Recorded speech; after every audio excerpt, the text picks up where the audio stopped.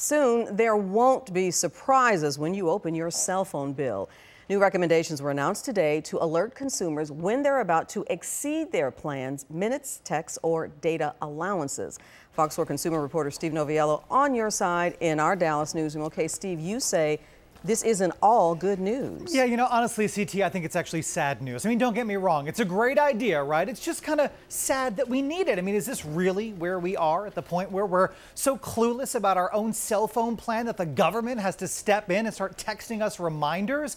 Look, my cell phone bill is the same every month. You know why? Because when I signed up for my plan, they told me in advance exactly how many minutes and how much data was included. It's my responsibility to make sure that I use only my fair share. If I don't, I have to pay extra.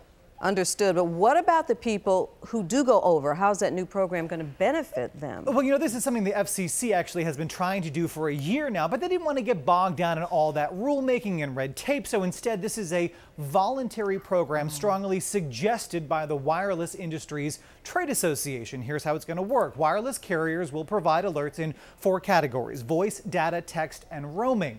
They are to provide 2 of the 4 in the next 12 months, the rest within 18 months. Now, the idea is to remind you when you're about to incur overage charges, and that will save consumers money. According to the FCC, 1 in 6 mobile phone users see unexpected overage charges, 23% of which are $100 or more in a month.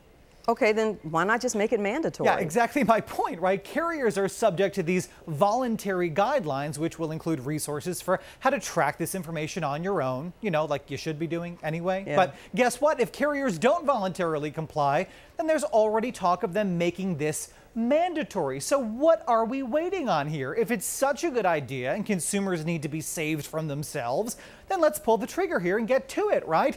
They cited one incident during the announcement today where a woman got hit with an $18,000 phone bill after her unlimited internet plan, quote, expired without warning.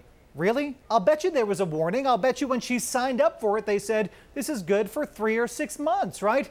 Here's the bottom line. I think regulations like this, while helpful, can be dangerous because the more the government steps in to bail us out of situations which require nothing more than personal responsibility, the less necessary it becomes for consumers to keep track of what they're signing up for in the first place.